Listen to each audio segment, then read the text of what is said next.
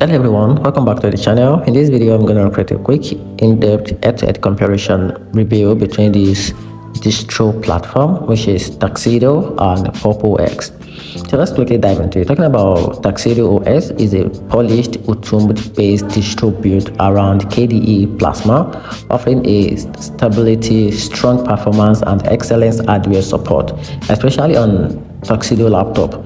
Its sleek desktop and reliable updates make it a solid choice for users who value control and customization. However, its niche focus and smaller community means fewer resources and less third-party support compared to mainstream options. Talking about Pop OS, on the other hand, delivered a smooth, beginner-friendly experience with features like tailoring window manager, hybrid GPU support, and a strong gaming performance.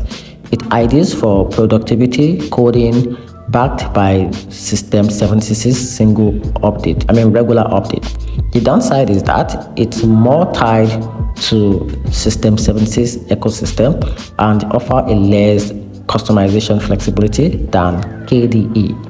So if you want power and publish with ease of use, Pop OS is better. And if you prefer KDE flexibility and control, Tuxedo OS is the way to go. And that's it. Hope you found the video helpful. Turn on the notification button and subscribe for more.